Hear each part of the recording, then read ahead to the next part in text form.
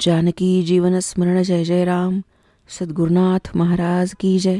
Doctor V. Kulkarni लिखित प्रेम दिवाणी मीरा, श्री संत मीराबाई यांचे जीवनावरील संपूर्ण कादंबरी. वाचन क्रमांक 2. कठपुतल्यांचा खेळ पाहिल्यावर लाडलीला तोच छंद लागला. ती त्याच्या श्यामला कुठंतरी पाटावर नाही तर पलंगावर ठेवी आणि स्वतः कठपुतली बने. ती कठपुतलीसारखे हात हलवीत असे, चालत असे, माना वेळावीत असे, काहीतरी पुटपुटत असे. एकदा ती अशीच एकटी नाचत होती, खुदखुद हसत होती. तिच्या दोघी चौघी मैत्रिणींनी ते पाहिलं. त्यांना गंमत वाटली. त्यांनी म्हटलं, लाडली तू कठपुतली झालीस का काय गं? छट, कठपुतली नाही काही, मी राधा आहे, राधा. हे सांगत असताना तिच्या मनात एक विलक्षण कल्पना चमकून गेली. ती चटकन म्हणाली, चला आपण खेळ मांडूया का? भातुकलीचा? कुणी मैत्रिणीनं विचारलं. नाही गं, आपण गोकुळाचा खेळ मांडूया. मैत्रिणी हसल्या. दोघी दिकींनी आपल्या चिमुकल्या मोठी हनुवटीवर दाबल्या. एकीनं विचारलं, गोकुळाचा खेळ? तो कसा खेळायचा बाई? आणि हा खेळ मांडायचा तरी कसा? दुसरीनं विचारलं. मग लाडलीनं त्यांना समजावून दिलं. म्हणाली, अगं की नाही, आपण पनिहारीचा खेळ खेळूया गं. अगो पण आपल्याजवळ अशा कठपुतल्या कुठे आहेत? हतवेळी कठपुतल्या नकोतच मुळी. आपणच खऱ्या खुळे गवळीनी व्हायचं. मी राधा होईन, कठपुतल्यासारखं आपण नाचायचं, बोलायचं. अय्या, छान कल्पना आहे. पण आता पण काय? गवळणी व्हायचं म्हणजे तसा पोशाख हवा, आणि नाचायचं म्हणजे पायात चुमचुम हवे. मग जा की, पळा, आपल्या आईकडे जा. तिला म्हणावं, आम्हाला गोकुळाचा खेळ मांडायचा आहे. आम्हाला गवळणींसारखं सजवून द्या, पायात चुमचुम द्या आणि चटकन या. झालं. मुली पळाल्या. आपापल्या आईकडे त्यांनी हट्ट केला. लाडलीनं सांगितलं आहे, लाडलीनं सांगितलं आहे. हे ऐकल्यावर सारी कामं बाजूला सारून त्यांनी त्यांना गवळणी बनवून दिल्या. पण लाडली काहीतरी नवा खेळ करते आहे ही वार्ता राजवाड्यात आपोआपच पसरली. कुतूहलानं आणि कौतुकानं एक एक माता हळूहळू दालनात येऊन डोकावू लागली. सहज थोडा वेळ म्हणून टेकू लागली. आणि लवकरच त्या दालनात बराच मोठा महिला प्रेक्षक वर्ग जमा झाला. या छोट्या मुलींनाही वाटलं, खेळ पाहायला लोकांची गर्दी हवीच की. मग खेळ सुरू झाला. प्रेक्षकांच्या देखातच लाडली समजावून देत होती. हे पहा, नंदा, चंदा, मंदा, आता तुम्ही गवळणी आहात. हे इकडं आपलं गोकुळ आहे. आपण आता पनिहारी व्हायचं. पनिहारी म्हणजे पाणी आणणाऱ्या. मुलींनी लगेच माठ डोक्यावर घेतल्यासारखं केलं. तेव्हा लाडलीनं म्हणलं, असं नाही गं. मग कसं? ही इथं तुमची घरं आहेत ना, तुम्ही घरात काम करीत असायचं. घरात काम करता करता माठ बघायचा. मग म्हणायचं, अगो बाई, पाण्याचा माठ तर रिकामाच आहे, पाण्याला जायला हवं. मग माठ घ्यायचा नि माठ डोक्यावर घेऊन निघायचं. हे ऐकल्यावर मुली आपापल्या लुटूपुटूच्या घरात गेल्या. घरातली कामं करू लागल्या. कुणी झाडलोट केली, कुणी चूल पेटवली. मग सांगितल्याप्रमाणे एकेकीनं माठ पाहिले. ईश्य, घरात पाण्याचा थेंब नाही. मी बसले दुसरी कामं काढून. अगो बाई, हे येतील एवढ्यात आणि इथं तांब्याभर पाणी नाही. अहो, जरा चुलीवर दूध ठेवलं आहे, थोडं पाहणार का? मी पाण्याला जाते. असं प्रत्येकीनं काहीतरी म्हटलं. प्रेक्षक बायका हसू लागल्या. त्यांच्या ध्यानात आलं, आपल्याच तोंडची ही वाक्य की. खेळणाऱ्या मुलींनी त्यांच्याकडे लक्ष नाही दिलं. त्या आपल्या खेळात आता रमल्या होत्या. मुली तशाच निघाल्या. लाडलीनं म्हणलं, अगं तुमच्या घरात कुणी नाही ना, मग पाण्याला जाताना घराला कडी नको का लावायला? हिचा नवरा आहे घरात, ती नवऱ्याला सांगेल काहीतरी. साऱ्या अभिनयाच्या सूचना मोठ्यानंच दिल्या. साऱ्यांनी ते ऐकलं. प्रेक्षक स्त्रियांच्या मुखावर स्मित झळकलं. मग त्या मुलींनी दारं ओढून घेतल्याचा नि कडा लावण्याचा अभिनय केला. तिसरी म्हणाली, बरं का, दार लोटून घ्या, नाहीतर कोणी पाहिल. म्हणतील, ही मेली भटक भवानी, जाते बाहेर नि नवऱ्याला बसवते चुलीशी. मेल्या टपलेल्या नुसत्या असतात. मी सांगते का कधी तुम्हाला घरातली कामं? एवढे दिवशी एवढंसं काम केलं तर त्याचं प्रदर्शन नको. बरं, दुधाकडं तेवढं लक्ष द्या. हे ऐकलं मात्र बायकांची हसून हसून पुरेवाट झाली. खेळणाऱ्या मुलींनी तिकडे लक्षच दिलं नाही. मुली ठुमकत ठुमकत पाण्याला निघाल्या. त्यांनी माठ डोक्यावर घेतले होते. मग मुली मनाला येईल ते संवाद बोलू लागल्या. त्यांच्या घरगुती गप्पा झाल्या. सासू सासरे, नणंदा यांच्याबद्दल तक्रारी झाल्या. मग कान्हा हा विषय निघाला. त्यावेळी त्या यमुनेवर पोचल्या होत्या. यमुना म्हणजे महालाची एक भिंत. तिथं त्या वाकल्या. त्यांनी वाकवून घागरींनीच पाणी इकडे तिकडे हलवलं. घागरी थोड्या वाकवून पाणी भरलं. मग त्या घागरी जोरानं हलवून घागरी खळखळून धुतल्या. पाणी ओतून दिलं. मग पुन्हा भरल्या.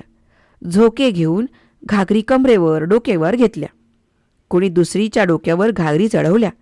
आता त्या परत फिरल्या. त्याच वेळी लाडली तिचा श्याम घेऊन आली. जणू श्याम स्वतःच आला आहे. श्यामचा अभिनय नि संवाद लाडलीच करत होती. श्यामनं म्हणजे लाडलीनं गवळणींना अडवलं. मग गवळणींचा नि त्याचा संवाद सुरू झाला. ए कृष्णा, दूर हो, सांगून ठेवते, नंदा ठसक्यात म्हणाली. का का हो मी दूर? रस्ता काय तुझा आहे? कान्हा म्हणाला. म्हणजे आपल्या लाडलीनंच पटलं. रस्ता आमचा नाही, पण तुझा तरी आहे का? हो हो, आहेच मुळी. रस्ताच काय, हे सारं गोकुळ माझं आहे. हे सारं जग माझं आहे. हे म्हणे जग माझं आहे. लाटून ठेवलंय काही तुझं नाही? हो आहेच मुळी. नाहीच मुळी. हो आहेच मुळी. नाहीच मुळी. आहे आहे आहे. नाही नाही नाही. तितक्याच ठसक्यात गवळणींनी म्हटलं, चल हो बाजूला, मी इथं उभा राहीन. हा असा. लाडलीनं कमरेवर हात ठेवले. एका हातात बाहुली तशीच होती. मग आम्ही तुला हे असं ढकलून देऊ, असं म्हणून एका गवळणीनं कान्ह्याला ढकलून दिलं. तो तिडमिडीत करून दुसऱ्या गवळणीकडे गेला. तिनं त्याला ढकललं. तो तिसरीकडे तिडमिडत गेला. तिनंही ढकललं. कान्हाचे पाय पायात अडकले आणि तो लटपटून पडला. गवळणींनी कान्ह्याकडे आपले हात दाखवले. बघा कसा पडलास, असं त्यांना म्हणायचं होतं. त्या मोठ्यानं हसल्या. त्यांनी आपापले घट सावरले. त्या निघाल्या. प्रेक्षक बायकाही हसल्या. श्यामनं मिस्किलपणानं पाहिलं. गवळणी निघाल्या होत्या. खट्याळपणानं मुद्दामून मागं वळून पाहत होत्या. श्यामनं बसल्या जागेवरून खाडा उचलला आणि भिरकवला. नंतर दुसरा, नंतर तिसरा, नंतर चौथा. घट फुटले. गवळणींनी घटे फुटल्याचा नि चिंब भिजल्याचा नि लाजल्याचा सुंदर अभिनय केला. श्याम पळून गेला. मग लाडलीनं श्यामला बाजूला ठेवलं. ती आता राधा झाली, पनिहारी झाली. तिनंही माठ उचलला. ती एकटीच पाण्याला निघाली. रस्त्यातच तिला या मैत्रिणी भेटल्या. अगो बाई, तुम्ही पाण्याला गेला होता ना, मग तुमचे माठ कुठं आहेत? अन हे काय, तुम्ही अशा ओल्या चिंब कशा? राधा खुदकन असली आणि म्हणाली, माठ घाटावरच विसरलात आणि यमुनेत डुंबूत आला की काय? नाही गो राधे, तो मेला खट्याळ कान्हा भेटला होता. कान्हा? राधेनं उत्सुकतेनं विचारलं. हो बाई, हा असाच वाट अडवून उभा राहिला. म्हणाला, वाट माझी आहे. मग मी बाई चिडले. दिलं ढकलून त्याला. तर तो शामटला, खटपटला, धप्पकन आपटला. साऱ्या हसल्या.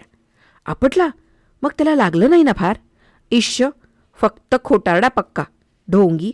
मारे असा असा तिडमिडीत गेला आणि पडला. सारं खोटं. नाटकच ते. आम्हाला वाटलं खरंच आपटला तो. आम्ही आपलं हसत हसत निघालो. तर त्यानं माठावर खोडे मारले आणि माठ फुटले. आम्ही भिजलो. खट्याळ मेला. खरं सांगतो आम्ही राधे, तू जाऊ नकोस. एकटी तर मुळीच जाऊ नकोस. राधा विचारमग्न झाली आणि मग म्हणाली, असू दे, मला पाण्याला जायलाच हवं, जायलाच हवं. आणि राधा धीर गंभीर आवाजात म्हणाली, माझा माठ तो फोडेल का? फुटेल का हा माठ? मी भिजेन का? मग लाडली यमुनेवर निघाली जणू. आता लाडलीचा चेहरा पार बदलून गेला. तिचे डोळे बदलले. तिची हालचाल बदलली. तिच्या अभिनयाला सहज स्वाभाविकता आली. तिला प्रेक्षक, तिच्या मैत्रिणी, महाल काही दिसेना.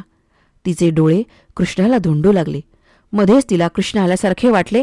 ती हर्षित झाली, पण तिथे कृष्ण नव्हता. ती निराश झाली. ती खिन्न झाली. इकडे तिकडे चाहूल घेत ती यमुनेवर आली. तिनं घागर भरून घेतली. घागर उचलली. ती फरफटत चालली, जणू तिला जायचंच नव्हतं. एका हातानं तिनं घागर घेतली होती. तिनं डाव्या हातानं घागरा उचलून घेतला होता. तिची शोधक नजर इकडे तिकडे भिरभरत होती, पण कुणी नाही, कुणी नाही. ती एका पारावर येऊन बसली तीही मटकन, आणि तिनं आर्ततेनं पुकारा केला, कान्हा, कान्हा, श्याम, श्याम, ये ना, ये ना रे. तिनं ओठ दाबले. कंठ भरून आला. का रे येत नाहीस? हा घे माझा घट घे. फोडून टाक. कान्हा, माझ्या कृष्णा, माझ्यासाठी तो येत नाहीस का? का रे? श्याम, श्याम, मी तुझी नाही का? कान्हा, मला मीरा, मला आपली म्हणशील ना? आणि लाडली त्या भूमिकेशी न कळत इतकी एकरूप झाली की ती स्फुंदून स्फुंदून रडू लागली. मुसमुसत म्हणू लागली, म्हणशील ना, हीच मीरा, हीच माझी आहे. तिनं गुडघे वर केले. त्यांना दोन्ही हातांनी मिठी मारली. हात गुडघ्यात लपवलं आणि ती मुसमुसत राहिली, रडत राहिली. शेवटी प्रेक्षक म्हणून आलेल्या स्त्रिया उठल्या. त्यांनी तिला जवळ घेतलं. त्या तिची समजूत काढून म्हणू लागल्या, हो हो बाळ, तू मीरा आहेस, मीराच आहेस. हे बघ, आम्ही सारी तुला मीरा म्हणजे आमचीच म्हणतो. लाडलीनं मुसमुसत विचारलं, पण कान्हा, कान्हा केव्हा मला तसं म्हणेल? धन्यवाद.